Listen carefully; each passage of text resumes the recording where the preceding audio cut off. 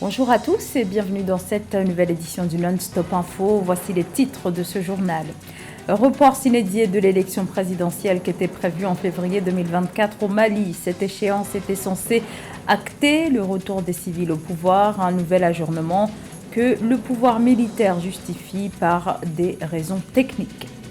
La France contrainte de se retirer du Niger. Nous verrons dans ce journal les conséquences du retrait des 1500 militaires français basés dans le pays, qui était avant le coup d'État du 26 juillet l'un des derniers alliés de la France au Sahel. Le Niger, qui était également l'un des partenaires majeurs de la France dans la région, notamment en raison de ses importantes réserves d'uranium. La situation de la dette, la Somalie devrait prochainement bénéficier d'un allègement de la part notamment du FMI. Report au Mali de l'élection présidentielle qui devait initialement se tenir en février 2024. Scrutin censé marquer le retour des civils à la tête du pays. Les militaires au pouvoir invoquent des raisons techniques au sujet de ce report s'inédit de la prochaine présidentielle. Les autorités maliennes de transition ont également annoncé l'annulation des autres scrutins, les législatives et les municipales qui devaient aussi être organisées. Le point avec Samantha Saberou-Saboubanga. Initialement prévu du 4 au 18 février 2024, pour les deux tours, l'élection présidentielle au Mali va connaître un léger report. C'est ce qu'a annoncé ce lundi 25 septembre 2023 le porte-parole du gouvernement, le colonel Abdoulaye Maïga. L'élément le plus important selon moi, c'est la prise en otage de la base de données du recensement administratif à vocation d'état civil par le prestataire IDEMIA, qui est une structure française. Cette prise en otage pose la problématique du stockage et de la gestion des bases de données des pays africains par des sociétés étrangères. Voilà pourquoi j'ai toujours décrié le fait que des sociétés étrangères aient la maîtrise et le stockage des bases de données des pays africains. Pour le colonel Maïga, ce report est dû aux raisons techniques des facteurs liés à l'adoption en 2023 d'une nouvelle constitution et à la révision des listes électorales, mais aussi au litige avec une société française, IDEMIA, impliquée selon elle dans le processus au niveau du recensement. Les nouvelles dates de l'élection présidentielle feront l'objet d'un communiqué ultérieurement, a indiqué le gouvernement malien. Cela est dangereux. Et voici maintenant une preuve que nos bases de données doivent être stockées en Afrique et dans les pays africains. On ne peut pas se permettre de donner ces genres d'informations sensibles à des sociétés étrangères. Cela est très dangereux. Donc voilà un exemple qui prouve que le Mali fait face à une situation à laquelle elle ne s'attendait pas et elle est obligée de reporter ses élections présidentielles. Bien que décrié par l'opposition, les Maliens ont approuvé en juin 2023 le nouveau projet de constitution soumis par le gouvernement de transition malien, permettant notamment à certains dirigeants de se présenter à la prochaine présidentielle. L'élection présidentielle est censée marquer le retour des civils à la tête du Mali, pays d'Afrique de l'Ouest dirigé par une transition depuis 2021 et en proie aux djihadistes et à une crise multidimensionnelle profonde. En Éthiopie, les combats ont cessé entre les rebelles du Tigré et les forces armées régulières en novembre 2022. Pourtant, selon une commission de l'ONU et Amnesty International, des crimes de guerre sont encore commis. Face à l'ampleur de la situation, la commission d'enquête sur les droits de l'homme en Éthiopie accuse le gouvernement éthiopien d'avoir échoué à prévenir ou à enquêter efficacement sur les violations. Nona Kamsukom. L'Éthiopie a pendant 2 ans connu une guerre civile qui a fait des milliers de morts et déplacé des millions de personnes dans la région du Tigré. Pour mettre fin à ce conflit, l'Union africaine et les Nations unies ont soutenu les efforts déployés par le pays et les communautés avec la signature de l'accord de paix dit de Pretoria, signé le 2 novembre 2022 en Afrique du Sud. Pour réparer les violations des droits de l'homme commises, le gouvernement met en œuvre un processus de justice transitionnelle devant aboutir à la réconciliation par des mécanismes judiciaires et non judiciaires. The implementation of the agreement continues La mise en œuvre de l'accord continue de progresser de manière significative malgré quelques retards dans l'exécution du processus de désarmement, de démobilisation et de réintégration. Il est nécessaire d'expertiser ce processus et de veiller à ce qu'il soit mené à bien. Selon le comité de justice transitionnelle, des consultations avec diverses parties prenantes au niveau national ont déjà été faites afin de recueillir des informations pour une bonne politique. La mise en œuvre continue de l'accord est une manifestation claire de l'engagement du gouvernement à résoudre les différends politiques par le dialogue et les moyens constitutionnels. Nous entreprenons aussi activement des programmes de réhabilitation et de reconstruction dans les zones touchées par le conflit. Je voudrais réaffirmer que le gouvernement s'engage à consolider la paix et la stabilité dans tout le pays. Malgré que le processus soit avancé, les responsables de l'administration intérimaire du Tigré rejettent l'initiative nationale de justice transitionnelle lancée par le gouvernement fédéral. Ils tiennent pour motif qu'elle n'est pas adaptée et qu'elle ne tiendrait pas compte de la nature des différends ayant généré le conflit dans le nord de l'Éthiopie. Le président français Emmanuel Macron a annoncé dimanche que Paris mettait fin à sa coopération militaire avec les autorités nigériennes et que les soldats français basés dans le pays seraient rapatriés d'ici la fin de l'année. Une déclaration accueillie avec joie à Niamey. La fin de 2 mois de bras de fer entre la France et le Niger qui s'opposaient autour de la présence militaire française. Alors maintenant que ce retrait est presque acté, quelles conséquences? Le Niger était l'un des derniers alliés de la France au Sahel. Il était aussi l'un des partenaires majeurs de la France, notamment en raison de ses importantes réserves d'uranium. Aïcha Mouyouza. Les relations entre la France et le Niger ont longtemps été fondées sur des bénéfices mutuels, la France offrant une assistance militaire en échange de liens économiques. Cependant, la décision de la France de retirer ses troupes du Niger pourrait avoir des implications pour la sécurité et l'économie du pays. En termes de sécurité, le retrait des troupes militaires françaises fait surgir les craintes d'une recrudescence des attaques djihadistes, cibles de choix pour les groupes terroristes qui exploitent la porosité des frontières pour mener leurs opérations.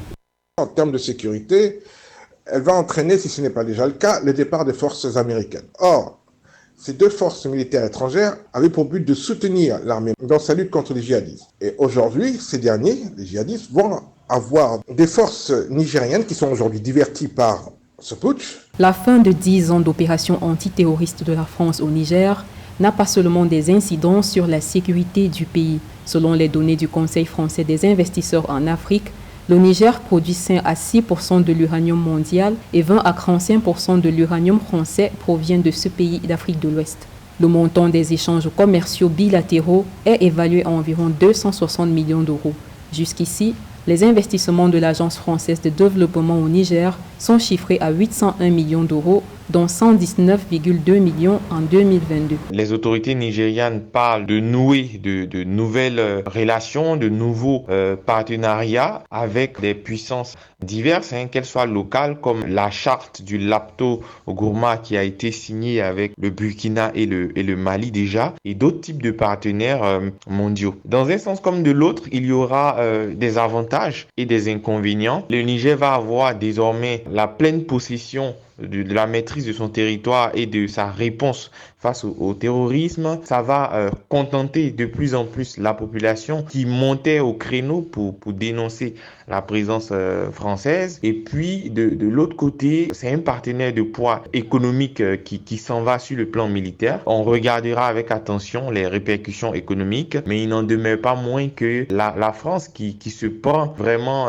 cela en pleine figure va sans doute faire des représailles.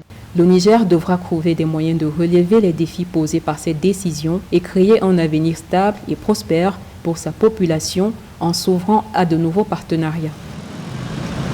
Et pour ce qui est de Sylvain Ité, l'ambassadeur de France au Niger, les nouvelles autorités nigériennes à la tête du pays exigent une démarche officielle de la part de la France pour le rapatriement de l'ambassadeur qui se trouve toujours à Niamey alors que le régime militaire avait ordonné fin août son expulsion.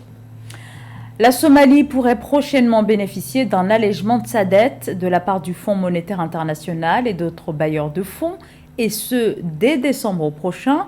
Une mesure prise sur la base de progrès qui auraient été constatés par le FMI concernant le gouvernement somalien, dont la politique aurait permis de renforcer la collecte des recettes intérieures et la transparence dans la gestion des finances publiques. Mildred Diamou.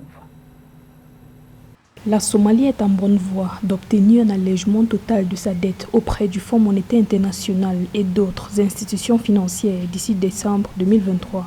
Une évolution consécutive aux efforts substantiels du pays visant à améliorer la collecte des recettes intérieures et la transparence dans la gestion des finances publiques. À l'issue des discussions avec les autorités somaliennes le 21 septembre 2023 et d'une évaluation des performances dans le cadre de la facilité élargie de crédit, le Fonds monétaire international a salué les progrès du pays dans la mise en œuvre des réformes recommandées pour reconstruire son économie en dépit des multiples défis.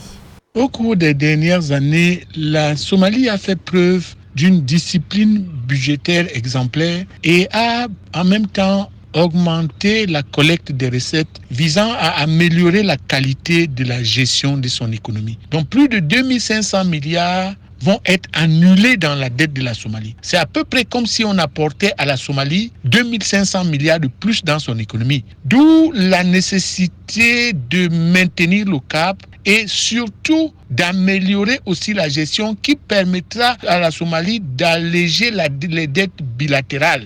Laura Jaramillo, chef de mission du FMI pour la Somalie, a déclaré que le pays avait rempli l'essentiel des conditions nécessaires pour bénéficier d'un allègement total de sa dette.